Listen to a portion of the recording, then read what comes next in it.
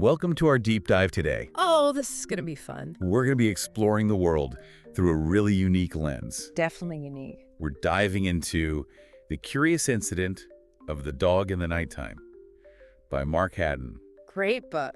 But specifically, how the main character, Christopher, Right. experiences the world. Fascinating character. So interesting how Christopher introduces himself. I know, right?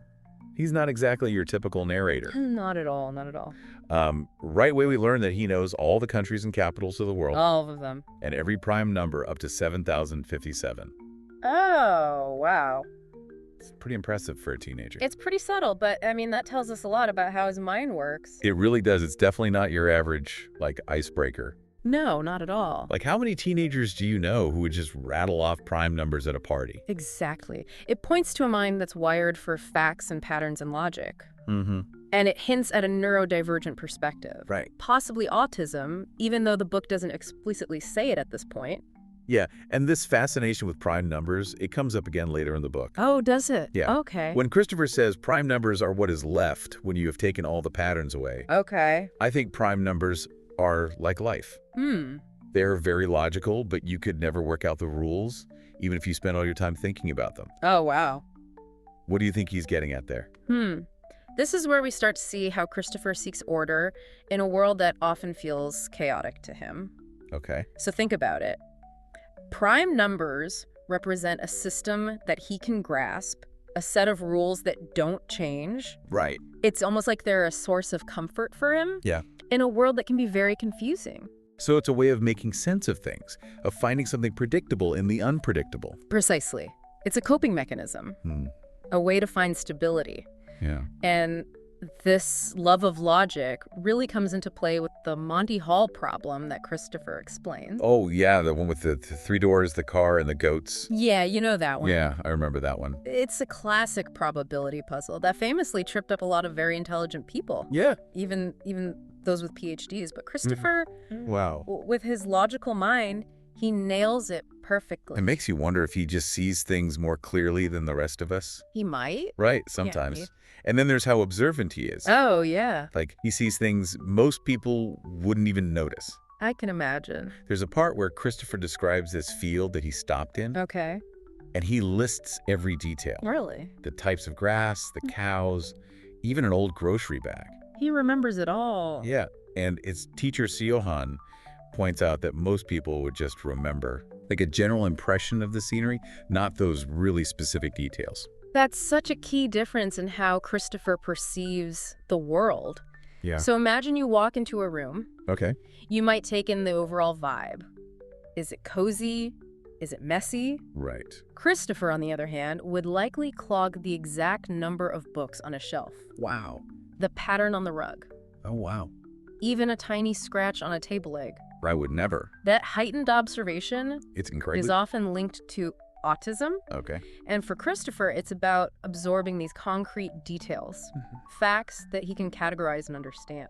So it's like he's taking in all this raw data and processing it through his own, unique filter. Exactly. Yeah, and then there's his system of good days and black days, What's that? which he determines by the colors of the cars he sees. Interesting. It's almost like he created his own little game to kind of navigate the day. It might seem random to us, Right. but for Christopher, Yeah. it's about creating order and predictability Okay. in a world that can feel very unpredictable. Yeah. His aversion to certain colors, like yellow and brown, Right. is probably tied to sensory sensitivities, Which are common. which are common in autism. Ah. It makes you think. Yeah.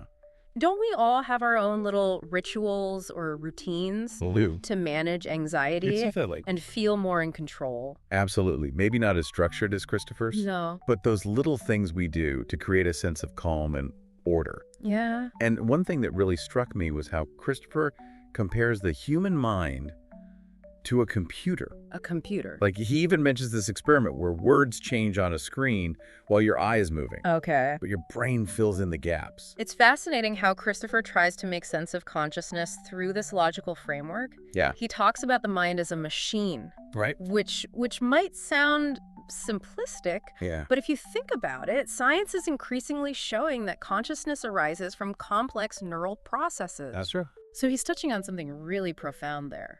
So maybe in his own way, he's onto something about how our brains actually work. He might be. It's like he's searching for that underlying code that governs human behavior. Exactly. And this ties back to his reliance on logic. Yeah. It's a way for him to try and understand those messy things we call emotions, Right? which he finds so difficult to grasp. Yeah. He sees logic as a more reliable way to make sense of the world, Yeah. even the world of human relationships. And speaking of human relationships, Yes. that brings us to Christopher's journey to London, Oh, right. which is a huge turning point in the book. Meet Jane. He ventures way outside his comfort zone to try and find his mother. That journey is a real testament to his courage and his resourcefulness. Imagine facing the sensory overload of a train station when even small changes can be unsettling. I know, it must be so overwhelming. Christopher uses his logic and problem-solving skills to navigate all these unfamiliar situations. Yeah, it makes you appreciate his determination, Definitely. the sheer will it must have taken to step into that unknown. And he achieves his goal, He does. even if it unfolds in ways that he couldn't have predicted. Right, that's part of what makes his story so compelling. It really is. It's this journey of self-discovery. Of pushing past perceived limitations Yeah. and finding strength in unexpected places. But there was also this layer of mystery surrounding his mother Oh. and these letters he finds from her. Oh, interesting. It's like we're starting to see that things might not be as they seem. This is where the book's structure as a first-person narrative becomes really interesting. Yeah. We're experiencing everything through Christopher's eyes, Right. so we only get his interpretation of events. Yeah. It makes you wonder if we're getting the full story or if there's more going on beneath the surface. It really does. The book is told from Christopher's perspective, Right. and how that creates this sense of mystery. Yeah. It makes you question everything you're reading. That's one of the things that makes this book so captivating. It really is. We're right there with Christopher, trying to figure things out along with him. Yeah. And this mystery deepens when we get to the emotional heart of the story. Okay. The truth about Christopher's mother Right. and the letters he finds from her.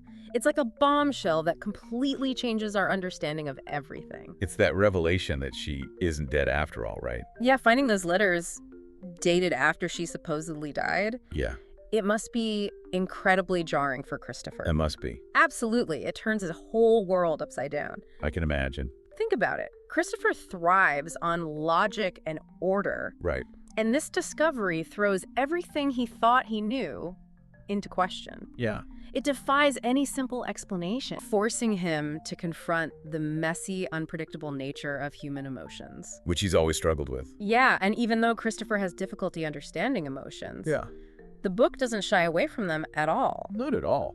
We feel the weight of his mother's decision, Right. the pain his father is carrying, even if Christopher himself might not fully grasp those feelings. That's the brilliance of Haddon's writing, I think. I think so too. He lets us, the readers, experience those emotions, even if the narrator doesn't. It's like we're given a glimpse behind the curtain, Right. seeing the emotional landscape that Christopher is navigating in his own unique way. So we're getting this extra layer of insight, feeling the emotional undercurrents of the story, Yeah, even as Christopher tries to process everything logically.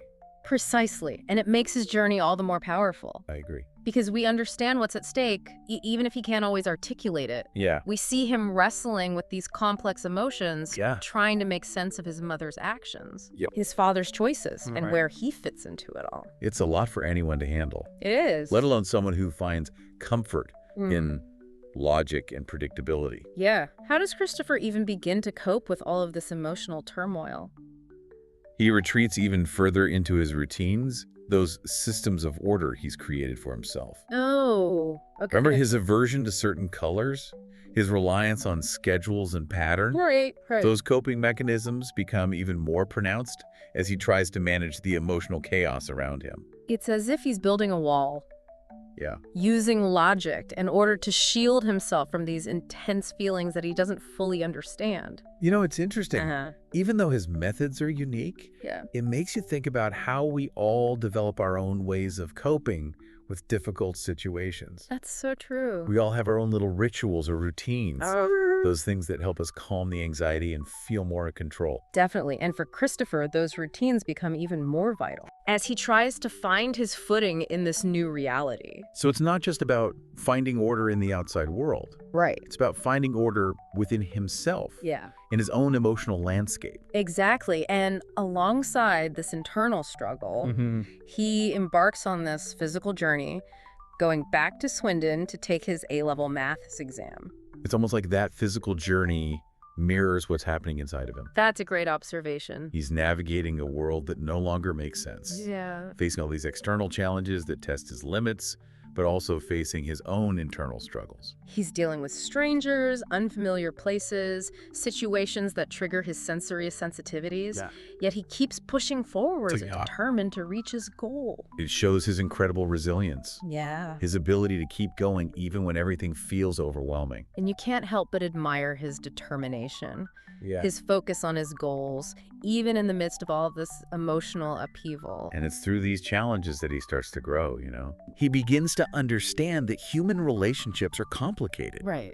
That forgiveness is possible even when it's hard. Yeah. He starts to see the shades of gray that exist in the world, moving beyond that black and white thinking he's so comfortable with. It's like he's cracking open his tightly controlled world just enough to let in some of those messier human experiences, those feelings that he's always tried to avoid. And it's not always easy for him. No, it's not. He has moments of fear, confusion, times when he wants to give up. Right. It feels very real, very relatable. Yeah. Because it reflects how we all struggle through difficult times. That's the honesty, that raw portrayal of his struggles that makes his story resonate so deeply. In the end, it's a hopeful story, isn't it? Absolutely. It shows us that even when everything feels like it's falling apart, we have the capacity to adapt, to learn, and to find a new understanding of ourselves. It does. And it reminds us that growth often comes from the most unexpected places. It does. Those experiences that challenge our perceptions. Yeah. And force us to re-examine what we believe.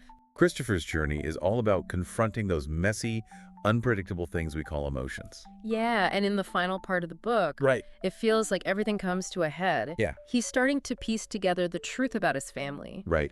And those letters from his mother become this unexpected path towards understanding.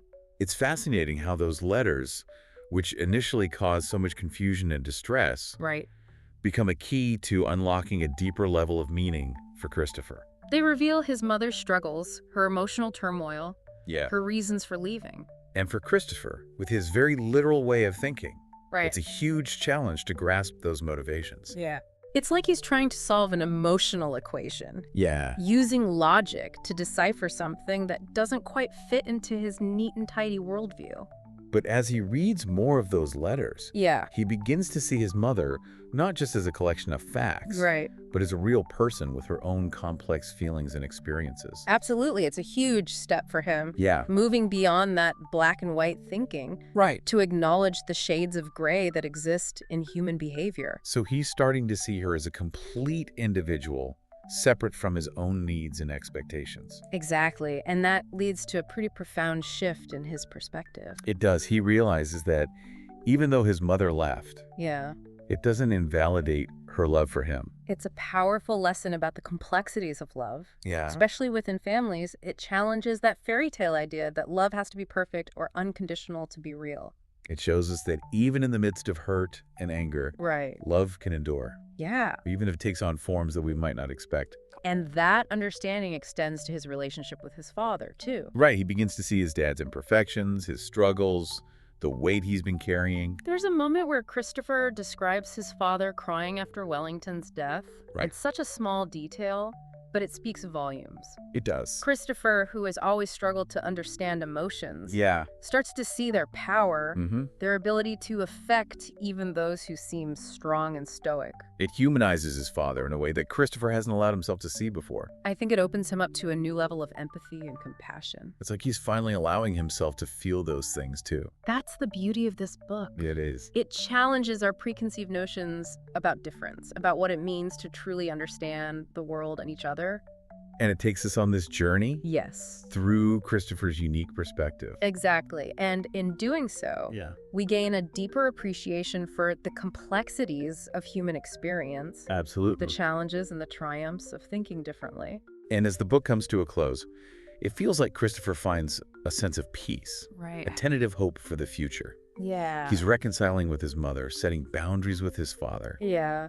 and most importantly, continuing to pursue those things that bring him joy. It's a testament to his resilience, Yeah. his ability to adapt to change, Mm-hmm. and his determination to live a life that's true to himself.